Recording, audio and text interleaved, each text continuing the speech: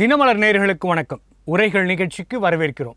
சமூக நீதி அப்படின்னு நம்ம தமிழகத்தில் ரொம்ப காலமாகவே பேசிகிட்டு இருக்கோம். சமூக நீதிக்கான இடம் இப்பொழுது தான் கிடைத்திருக்கிறது அப்படின்னு சமூக நீதியை தொடர்ந்து பேசி வந்த விசிகாவினர் அவர்களுக்கு ஒரு அமைச்சரவையில் இடம் கிடைத்திருக்கிறது. இந்த நேரத்தில் ஒரு முக்கியமான விஷயத்தை நம்ம பார்க்க வேண்டியிருக்கிறது. பெங்களூரை சேர்ந்த ஐஏஎஸ் தம்பதியினர் தங்களுடைய மகனுக்கு இடஒதுக்கீடில் இடம் வேண்டும் என்று ஒரு மனுவை உச்சநீதிமன்றத்தில் தொடுத்திருந்தார். அதில் குறிப்பிட்டு பேசிய நீதிபதிகள் இப்படி தங்களுடைய பொருளாதாரத்திலும் கல்வியிலும் உச்ச நிலையில் இருப்பவர்கள் மீண்டும் அந்த இடஒதுக்கீடில் இடம் கேட்பது எப்படி சரியாகும்? இடஒதுக்கீடு என்பதே எல்லா மக்களுக்கும் சமநிலையும் சமூக நீதியும் கொண்டு வர எடுத்து வரப்பட்டது. ஆனால் அதிலேயே நீங்கள் இப்படி அதிகார வரம்பில் இருப்பவர்கள் எடுத்துக்கொண்டால் அதே சமூகத்தில் இருக்கிற மக்களுக்கு எப்படி முழுமையான சமூக நீதி கிடைக்கும் என்கிற கேள்வி எழுப்பியிருக்கிறார்கள். இதை போன்ற கேள்விகளை கடந்த காலங்களில் தொடர்ந்து எழுப்பி கொண்டிருந்தாலும் இன்னும் இந்த கேள்வியை எழுப்ப வேண்டிய நிலை ஏன் இந்த நிலையை அடைந்த பிறகும் அந்த இடஒதுக்கீட்டில் தங்கள் குடும்பத்தினருக்கு அந்த சலுகைகள் கிடைக்க வேண்டும் என்று நினைக்கிறார்கள்? இப்படியான விஷயங்கள் இந்த சமூக நீதியை அல்லது சமநிலையை நீர்த்து போக செய்யாதா? இடஒதுக்கீட்டுக்கான காரணமே வலிவிழுந்து விடுமே என்கிற கவலையை தெரிவித்திருக்கிறார்கள். அந்த விஷயத்தை தான் இன்றைய உரைகள் நிகழ்ச்சியில் நாம் விவாதிக்க இருக்கிறோம்.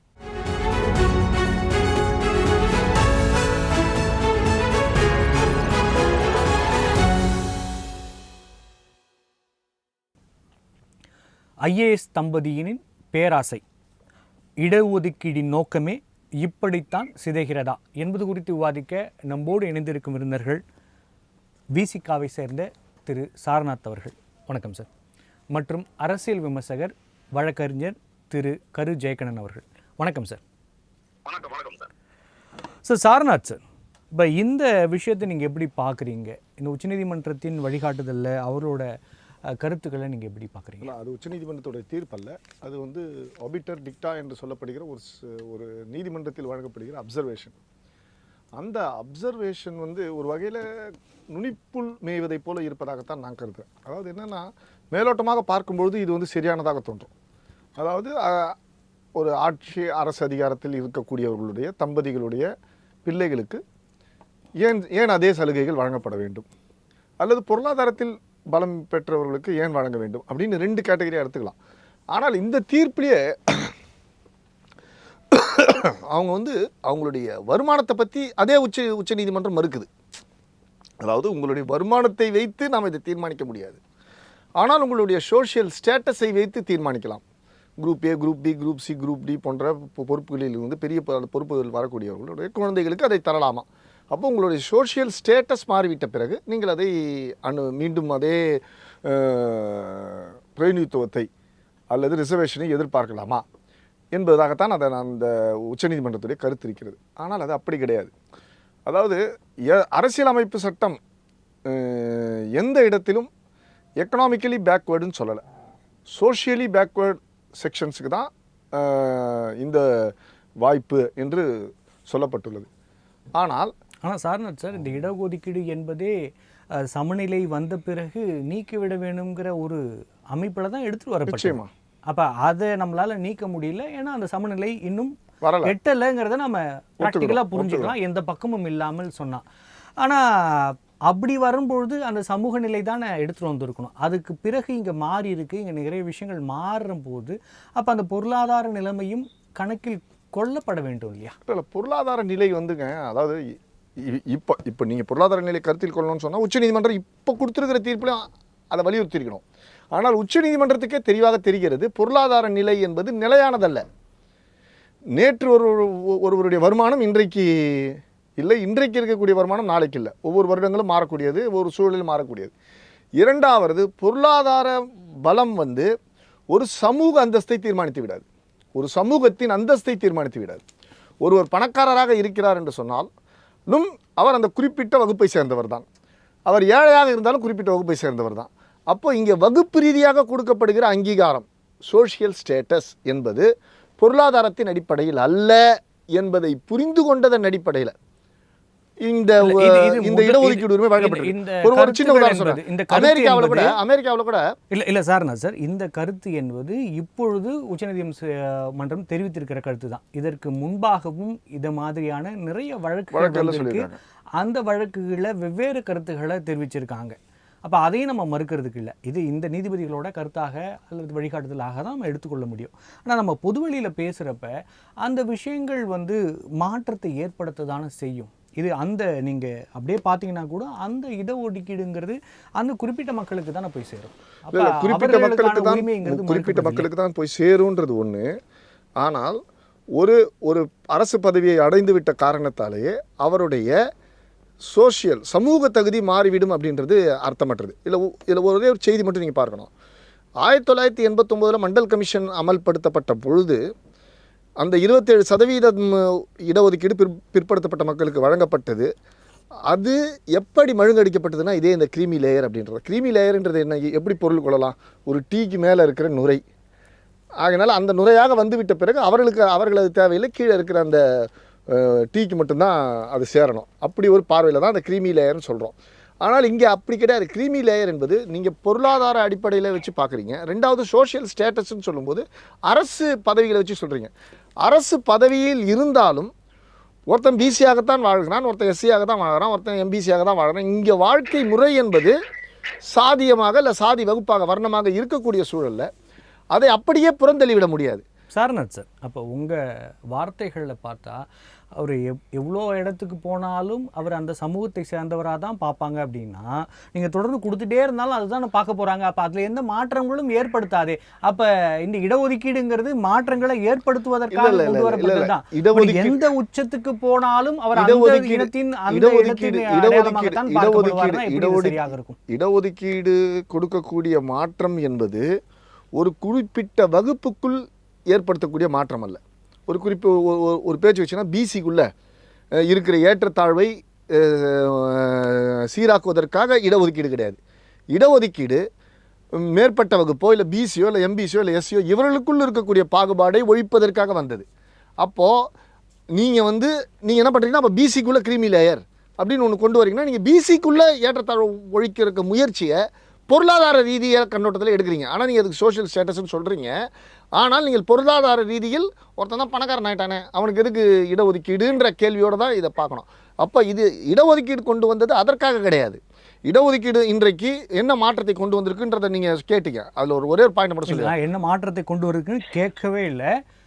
அப்படி நீங்கள் கடைசி வரைக்கும் கொண்டு வராதுன்னா கிரீமி லேயர் இல்ல இடஒதுக்கீடு அவரோட பொருளாதாரத்தில், அதிகாரத்தில், அவரோட ஆட்சி அமைப்பில் இப்போ அமைச்சராக இருக்காங்க, ஐஏஎஸ் ஆகியிருக்காங்க, இது மாதிரியான டீச்சர், கலெக்டர், அது மாதிரி ஆனாலும் அவரோட அடையாளத்தை மாற்றாது. அப்படின்னா அப்போ இந்த இடஒதுக்கீடு எடுத்து வந்ததற்கான காரணம் என்னன்னு நினைக்கிறீங்க? இல்லை, அடையாளத்தை ஒழிக்க வேண்டியது சமூகத்தின் கடமை. எந்த வழியினா சாதி ஒழிக்கப்பட வேண்டும். இடஒதுக்கீடு என்பது எதற்காக கொண்டு வரப்பட்டது? முதல்ல சாதிய ஏற்றத்தாழ்வு, சமூக ரீதியாக இருக்கக்கூடிய சாதிய ஏற்றத்தாழ்வை நீக்குவதற்கு கொண்டாது. அப்ப நீங்களே உங்க கருத்துல இருந்து மாறுபடுறீங்க. இந்த இடஒதுக்கீடு தான் மாறுபாடுகளை தவிர்க்கின்றீங்க. ஆனா அதுக்கு நீங்க வேற ஒரு அர்த்தத்தில் புரிஞ்சு வச்சிருக்கீங்க. நல்லா ஒரு விஷயம் புரிஞ்சுங்க. இடஒதுக்கீடு சாதிய ஏற்றத்தாழ்வு, காலங்காலமாக இருந்தக்கூடிய சாதிய ஏற்றத்தாழ்வுகளை ஒழிப்பதற்காக கொண்டு வரப்பட்ட ஒரு ஆயுதம். ஆனால் சாதியை ஒழிக்க வந்த ஆயுதம் கிடையாது. சாதி இருக்க தான் செய்யும். அப்போ சமூகத்தின் மூலமாக தான் சாதி ஒழியும். அப்போ கலப்பு திருமணங்களோ அல்ல மற்ற விஷயங்கள் மூலமாக. ஆனால் இடஒதுக்கீடு சார், என்னோட புரிதல் சரியா இருக்கும்னு நினைக்கிறேன். இடஒதுக்கீடு என்பது மறுக்கப்பட்ட தங்களோட உரிமைகளை மக்களுக்கு கொடுப்பதற்காக கொண்டு வரப்பட்ட ஒரு வாய்ப்பாக இடஒதுக்கீடு பார்க்க முடியும். அவர்களுக்கு இழைக்கப்பட்ட அநீதிக்கான ஒரு தீர்ப்பு தான் நம்ம அதை பார்க்க முடியும். அப்படின்னா அந்த மக்களுக்கு ஒரு முக்கியமான பொருளாதார நிலைமையோ அதிகார நிலைமையோ எட்டுவதற்கான வாய்ப்பு கொடுக்கப்படுகிறது. அந்த சமூகத்திலிருந்து, அந்த இடத்திலிருந்து ஒருத்தங்க மேல் வந்துடுறாங்க அப்படின்னா அதே சமூகத்தில் இன்னும் வாய்ப்பு கிடைக்காத இருக்கிறவங்களுக்கு கொடுக்கப்பட வேண்டும்.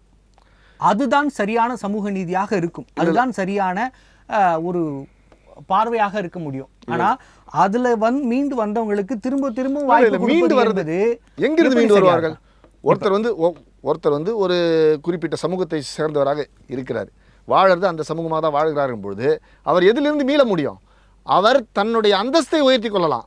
ஆனால் சமூக ரீதியாக குறிப்பிட்ட சாதி அல்லது குறிப்பிட்ட வர்க்கம் என்று இருக்கப்பட்டதை இன்னும் எந்த இடத்துல மாற்ற முடியாது. அது இடஒதுக்கீட்டால் நடைபெற போவதில்லை. தொடர்ந்து பேசலாம் சார். ஜெயகண்ணன் சார். சார், இப்போ க்ரீமி லேயர் தேவையில்லை, அது எந்த மாற்றத்தையும் கொண்டு வராது அப்படிங்கிற வாதத்தை சாரநாத் சார் வைக்கிறார். நீங்கள் இதை எப்படி பார்க்குறீங்க?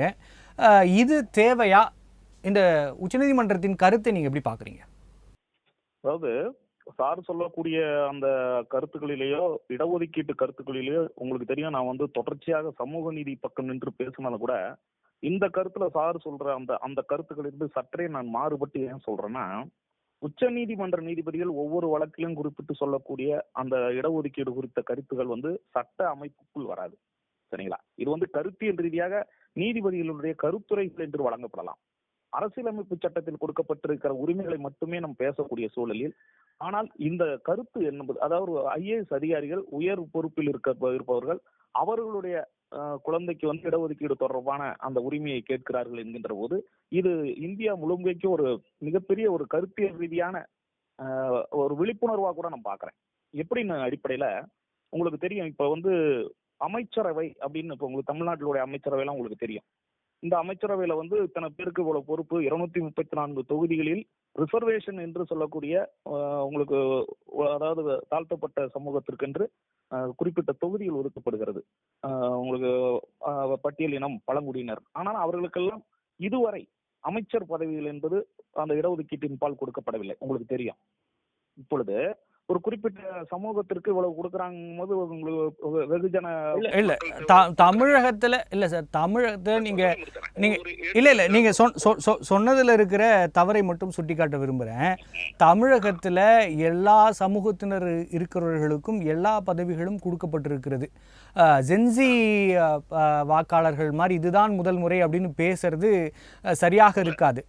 நான் சொல்லக்கூடிய கருத்தை நீங்க சரியா புரிஞ்சுக்கல. அதாவது நான் சொல்லக்கூடியதுன்னா, ஏற்கனவே கொடுக்கப்படுகிற, அதாவது அமைச்சரவையில இத்தனை பேருக்கு கொடுக்கணுங்கிறது சட்ட அமைப்பு முறைப்படி இல்லை என்பதால் உங்களுக்கு நினைச்சா அந்த அரசாங்கம் கொடுக்கலாம், இல்லைன்னா கொடுக்காமையும் போகலாம்.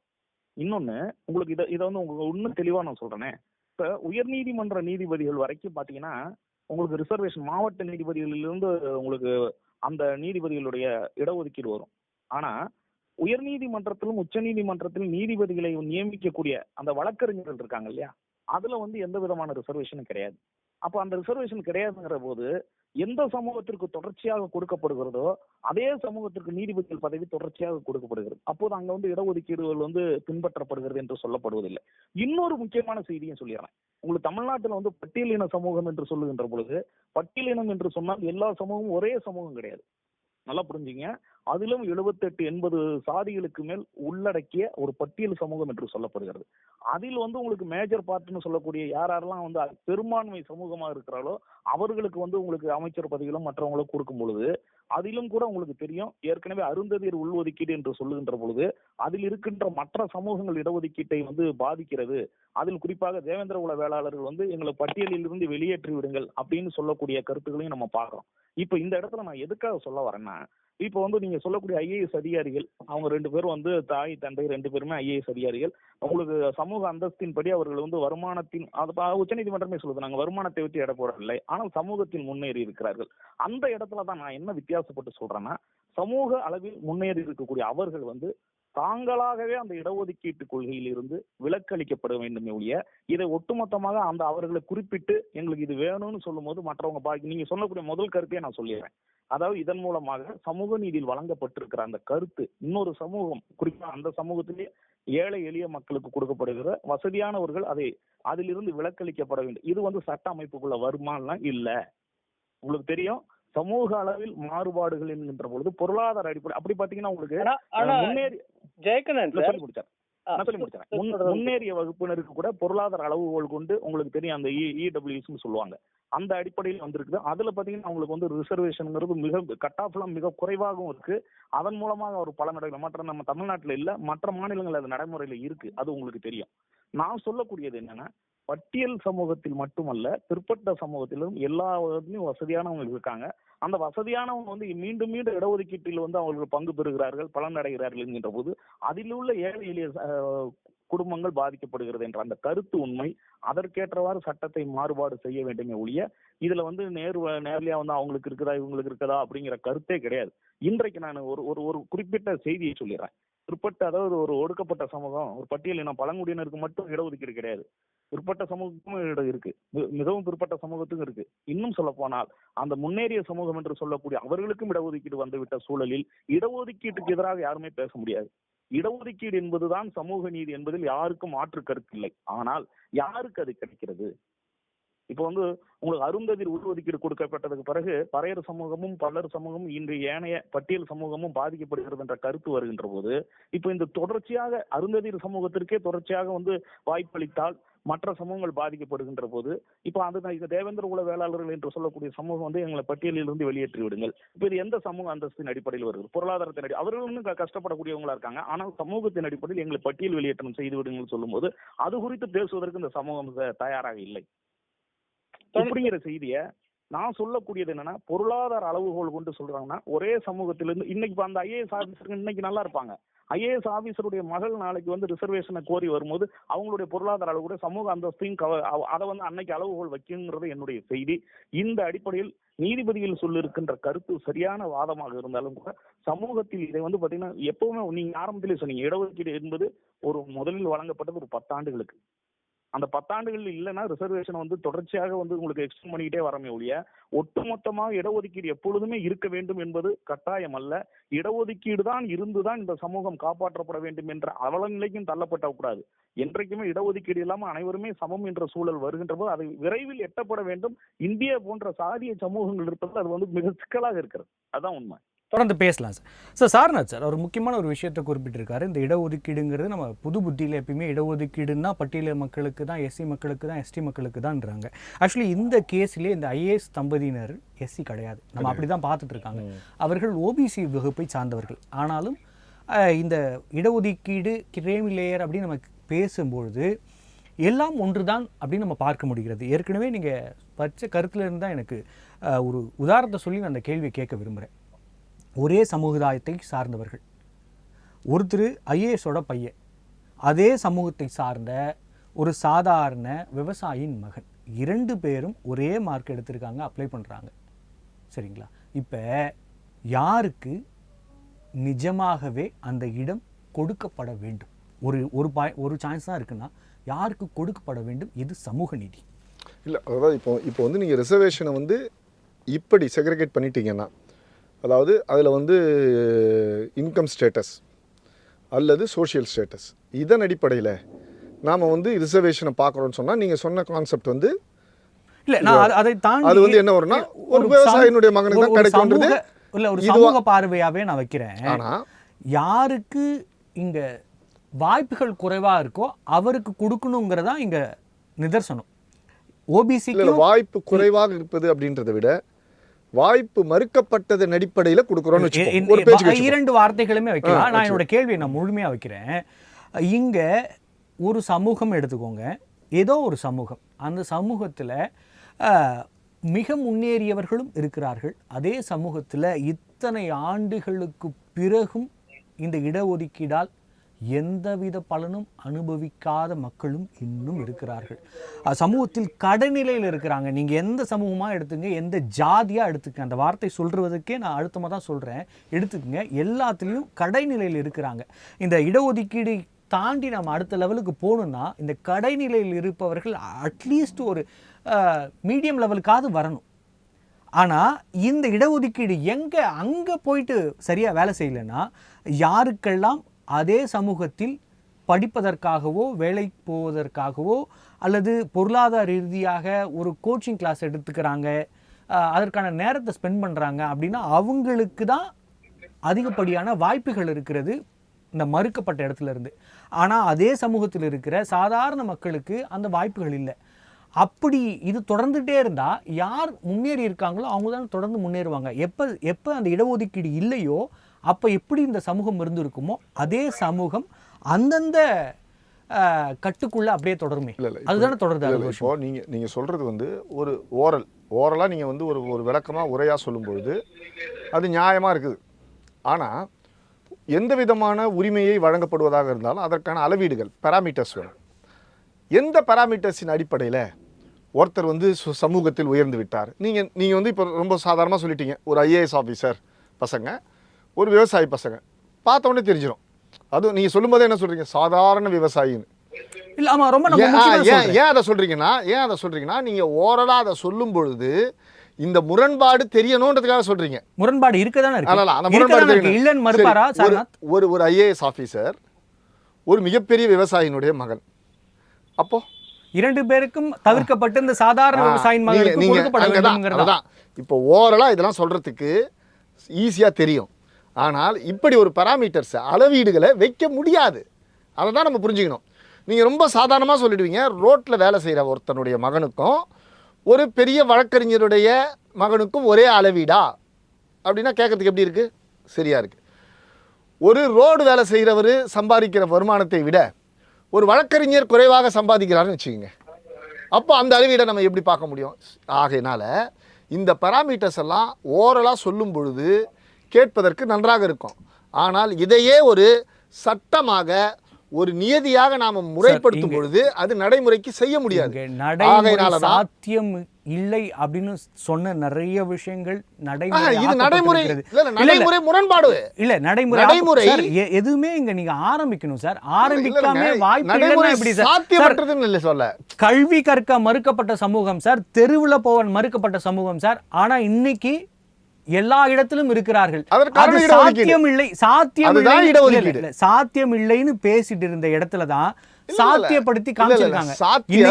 இன்னைக்கு அதற்குள்ள இன்னும் அந்த நிலை தொடருது. ஆனா அதை சாத்தியம் இல்லை நீங்க பேசுறீங்க. சாத்தியம் ஆக்கப்பட வேண்டும் பேச வேண்டிய ஆள் நீங்க. யூபிஎஸ்சி எக்ஸாம் எழுதியவர்களுக்கு மட்டும், அதில் தேர்வானவர்களுக்கு மட்டும் கிடையாது. அப்ப டிஎன்பிஎஸ்சி எழுதினவங்களுக்கு கொடுத்துடலாமா? குரூப் ஏ எழுதினவங்களுக்கு இதுல என்னன்னா சமூக முரண்பாடுகளை தான், அதாவது சமூக முரண்பாடுகளை, தேவையற்ற முரண்பாடுகள் தான் கூர்மைப்படுத்துமே தவிர இடஒதுக்கீட்டினுடைய தீர்வை நோக்கி நகராது. இடஒதுக்கீட்டினுடைய தீர்வு சாதி ரீதியாக உரிமை மறுக்கப்பட்டவர்களுக்கு அதே சாதி ரீதியாக அந்த உரிமைகளை பெற்றுத் தருவதுதான். அதை அந்த சாதிக்குள்ளே அந்த இடஒதுக்கீடு பலன் பெறாம இருப்பவர்களுக்கு என்ன செய்ய போகுது? இடஒதுக்கீடு பலன் தரும். நீங்க வந்து இப்ப பாருங்க, அவரும் ஒரே மார்க் இவரும் ஒரே மார்க்னு சொல்லிட்டீங்கன்னா யாருமே ஒண்ணும் பண்ண முடியாது. புரியுதுங்களா சார்? ஆகையினால நாம இத அப்படி பார்க்க கூடாது. இடஒதுக்கீடு என்பது ஒரே மார்க்ல இருக்கவங்களுக்கு யார் கொடுக்கணுங்கிறது கன்ஃபியூஸ் யாருக்கும் வராது. நான் ஒரு புரிதலுக்காக சொன்னேன். அங்க பொருளாதாரத்துல அல்லது வசதியில அதிகாரத்துல இருக்கிறவங்களோட பிள்ளைகளுக்கு படிப்பதற்கான அல்லது வேலைக்கு செல்வதற்கான வாய்ப்புகள் என்பது கூடுதல். அதனால தான் நம்ம மற்ற சமூகத்தில் இருக்கிறவங்களுக்கும் மற்ற சமூகத்தில் இருக்கிறவங்களுக்கும் நம்ம ஒரு மதிப்பெண்களே வச்சோம். ஏன்னா இவர்களால் முடியாது என்பதால் அல்ல, இவர்கள் போராட வேண்டிய விஷயங்கள் நிறைய இருக்குது. இதையும் போராடி அதையும் எடுக்கிறதுங்கிறது கஷ்டம். அதை நீங்கள் சமூகத்துக்குள்ளே சுருக்குனீங்கன்னா, ஒரு குறிப்பிட்ட சமூகத்துக்கு எடுத்துகிட்டு ஓபிசிக்கு எடுத்துகிட்டு வரீங்கன்னா, ஓபிசிக்குள்ளேயே ஒரு சமூகமாக ஒரு ஜாதியாக பார்க்கப்பட்டாலும் 2 படிநிலைகள் இருக்கு. அப்ப இவர்கள் எல்லாம் ஒரு சமநிலைக்கு வருவதான சரியா இருக்கும். இந்த படிநிலைகள்னா என்ன படிநிலைகள்? பொருளாதாரத்துல வாய்ப்புகள்ல அரசியல்ல எது நிலையானதல்லையோ பொருளாதாரம். அதுதான் நான் சொல்ல வந்தேன். எப்படி நடைமுறை முரண்பாடுகளை உண்டாக்கி இந்த இடஒதுக்கீட்டினுடைய அடிப்படையே தகர்க்கக்கூடியதாகிடும். அங்கதான் சிக்கல் வரும். அதாவது பொருளாதாரம் சொல்றதோ அல்லது சமூக ரீதியான பொறுப்புகள் அடிப்படையில் அதை தீர்மானிப்பதோ பார்க்க போகணும்னு சொன்னால், இப்போ ஒன்றும் இல்லை, ஒருத்தர் எம்எல்ஏவே ஆகிறாரு, 5 வருஷம் எம்எல்ஏவாக இருக்கார். அவருடைய மகன் 5 வருஷம் கழிச்சு எம்எல்ஏவாக இல்லை, ஒரு சராசரி வாழ்க்கைக்கு போயிடுறாரு. அப்போ அவரோட மகனுக்கு கொடுக்கணுமா வேணாவா? அப்போ இப்படிப்பட்டவையெல்லாம் தற்காலிகமான விஷயங்கள். ஆனால் இடஒதுக்கீடு கொண்டு வரப்பட்டதுடைய நோக்கம் என்பது சமூக ரீதியான உரிமைகளை மீட்டெடுப்பது. கண்டிப்பா சார். ஜெயக்கண்ணன் சார் ஒரு முக்கியமான விஷயத்தை வைக்கிறாரு. நீங்க கிரீமி லேயர் எடுத்துட்டு வரலாம், இந்த சமூக நீதி அப்படிலாம் பேசலாம், இது பேச்சுக்கு வேணா நல்லா இருக்கும். இங்க சட்டத்தில் எடுத்துட்டு வர்றதுக்கோ இல்லை நடைமுறைப்படுத்துவதற்கோ இது சாத்தியம் இல்லை அப்படிங்கிறாரு. அதே மாதிரி கிரீமி லேயர் என்பது எந்த சமூகத்திற்கும் நன்மை பயக்காது, ஒட்டு மொத்தமாக இந்த இடஒதுக்கீடு என்பதை தகர்த்து விடும் அப்படின்னு ஒரு வாதத்தை வைக்கிறாரு. அதை நம்ம எப்படி பார்க்கலாம்? உங்களோட கருத்து. அதாவது ஒரு முக்கியமான செய்தியோடு உங்களுக்கு நான் சொல்றேன். திரு காமராஜர் அவர்கள் முதலமைச்சராக இருந்த பொழுது மருத்துவ சீட்டுகள், அதாவது உங்களுக்கு மெடிக்கல் காலேஜ் சீட்டுகளை முதலமைச்சர்கள் கோட்டான்னு சொல்லி உண்டு, சரிங்களா? ஒரு குறிப்பிட்ட சதவீதத்தை முதலமைச்சரே நேரடியாக தீர்மானிக்கலாம். அப்படி தீர்மானிக்கும் போது அதனுடைய அதிகாரிகள் ஒரு லிஸ்ட்டை கொடுக்குறாங்க. முதலமைச்சர் காமராஜர் நீங்க இத்தனை பேர், சுருக்கமா சொல்லிடுறேன். அந்த முதலமைச்சருக்கான லிஸ்ட் அவங்க ரெடி பண்ணும்போது ஒரு குறுகிய கால இடைவெளியிலேயே ஒரு 1/4 மணி நேரம் 1/2 மணி நேரத்துக்குள்ளேயே அந்த லிஸ்ட்டை அவர் ரெடி பண்ணி தராரு. அப்ப ஆச்சரியப்பட்டு கேட்கறாங்க, எப்படி நீங்க இதை உடனடியாக தயார் பண்ணீங்கன்னா, அதாவது எந்த மாணவனுடைய தந்தை கை நாட்டு வைத்திருக்கிறாரோ அந்த மாணவர்களை நான் தேர்ந்தெடுத்தேன் அப்படின்னு சொல்றாரு. இதற்கான அடிப்படை என்னன்னா, வறுமையில் இருந்து வரக்கூடிய பிள்ளைகளுக்கு முன்னுரிமை, அந்த வறுமையில் இருந்து வந்தவர்களை கல்வி தகுதியில் முன்னுரிமை. ஜெயக்கண்ணன் சார், வறுமையிலிருந்து வருகிற மாணவர்களுக்கு முன்னுரிமை அப்படிங்கிறத நம்ம புரிஞ்சுக்கலாம். ஆனால் இடஒதுக்கீடு என்பது என்னுடைய அடிப்படை உரிமை, சட்டம் எனக்கு கொடுத்துருக்க உரிமை, அதை நீங்கள் எப்படி மறுப்பீங்க அப்படிங்கிற கேள்வி இருக்கு இல்லையா? அதுதான் முதல் தலைமுறைன்னு ஒன்று உண்டு, எல்லாத்துக்கும் உங்களுக்கு தெரியும். முதல் தலைமுறை பட்டதாரிக்கு இவ்வளவு மார்க், இவ்வளவு உங்களுக்கு கல்வியில இடஒதுக்கீட்டுல ஒரு முன்னுரிமை கொடுக்குறாங்க. அதே நேரங்களில் ஒரு இடஒதுக்கீடு என்று வழங்குகின்ற போது அது எதிர்நிலை ஆயிடுறது. இப்ப உங்களுக்கு 8 பேர் தமிழக அமைச்சரவையில இடஒதுக்கீடு கொடுக்குறாங்க. அதுல பட்டியலின சமூகம், பழங்குடியினர் எல்லாருக்கும் கொடுத்துட்டாங்களா? அதுலயும் ஒரு சமூகத்துக்கு அதிகம், ஒரு சமூகம் குறைவுங்கிற மாதிரி இருக்கு. பழங்குடியினருக்கு கொடுக்கப்படல. இதை தீர்மானிக்கக்கூடிய, இன்னும் சொல்ல போனா முதல்ல எத்தனை பேருக்கு யாங்க கொடுத்தாங்கிற ஒரு கேள்வியும் பொது வெளியில எழுது. இது மட்டும் இல்லாம உங்களுக்கு உள்ளொதுக்கீடு என்று வருகின்ற போது உங்களுக்கு பட்டியலினம் பழங்குடியினருக்கு இந்திய அளவில் எதிரான உங்களுக்கு அதே அருந்ததியர் சமூகத்தில் உள்ளொதுக்கீடு கொடுக்கும்போது அவர்களுக்கு தனியா உள்ளொதுக்கீடும், அதிலேயே பட்டியலினத்துல பொது ஒதுக்கீட்டுலயும் வராங்க. இதனால மற்ற சமூகங்கள் பாதிக்கப்படுவது. சார் ஜெயக்கண்ணன் சார், அதோட நுட்பங்களை நான் புரிஞ்சுக்க முடியுது. என்னோட கேள்வி என்ன இருக்குன்னா, ஒரு சமூகத்தில் இருக்கிற மக்களுக்கு இடஒதுக்கீடு என்பது அந்த ஏற்கனவே நம்ம பர்சன்டேஜ் வச்சு கொடுத்துட்றோம். ஆனால் அதற்குள்ளாகவே நிறைய ஏற்றத்தாழ்வுகள் இருக்குது. அந்த ஏற்றத்தாழ்வுல தாழ்வு நிலையில அல்லது அதாவது பொருளாதாரத்தில் பின்தங்கி இருக்கிற நிலையில் இருக்கிற அல்லது அதிகார வர்க்கத்தில் எட்டாத கிராமத்தில் இருக்கிற மக்களுக்கு பேச வேண்டிய அரசியல் கட்சிகள், இயக்கங்கள் அல்லது அவருக்கு ஆதரவாக செயல்படக்கூடியவர்கள் யாருமே ஏன் அவர்களுக்காக பேசுவது இல்லை? பேச மாட்டாங்க. வாக்கு அரசியல் எதுவுமே பாத்தீங்கன்னா ஒரு சமூகத்துல கொடுக்காதனால அந்த சமூகம் பாதிக்கப்படல. அதே சமூகத்தை இன்னொரு ஏழை எளிய சமூகம் பாதிக்கப்படுதுன்னா, இதுதான் உங்களுக்கு கல்வி தகுதி அடிப்படையில் வருகின்ற பொழுது அந்த சமூகத்திலேயே பொருளாதார, இப்போ உங்களுக்கு உதவித்தொகை வழங்கப்படும் போது பாத்தீங்கன்னா அதுக்கு இன்கம், அந்த உங்களுக்கு அந்த ஸ்கேல் உண்டு, வருமான வரம்பு உண்டு. ஒரு உதவி உங்களுக்கு அரசு ஊழியர்களுடைய பிள்ளைகளுக்கு பாத்தீங்கன்னா வருமான வரம்பின் அடிப்படையில் உதவித்தொகை கிடைப்பதில்லை. புரியுதுங்களா? இந்த மாதிரியான ஒரு சூழல் வருகின்ற போது அரசு ஊழியர்களாக இருக்கின்ற போது அவர்களுக்கு முன்பு ஏற்கனவே அரசு ஊழியர்களாக இல்லாமல் உங்களுக்கு கல்வி தகுதியில் படிக்காம வரவங்களுக்கு முக்கியத்துவம் கொடுக்கணும், முன்னுரிமை கொடுக்கணும். இது காலத்துல வரும் கட்டாயம். அதான் உச்சநீதிமன்றம் யாருமே பேசாம, இங்க எல்லாமே அரசியல் கட்சிகளாலும் தலைவர்களாலும் சமூக ஆர்வலர்களாலும் பேசப்பட்டு தான் இங்க நடைமுறைக்கு வந்திருக்கு. ஆனா கிரீமி லேயரை பத்தி யாருமே பேச மாட்டேங்கிறாங்க. கிரீமி லேயர் என்பது ஏதோ இடஒதுக்கீடுக்கானது மட்டுமே அப்படின்னு நம்ம பேசிட்டு இருக்கோம். கிரீமி லேயருங்கிறது எல்லாத்துலயும் இருக்கு.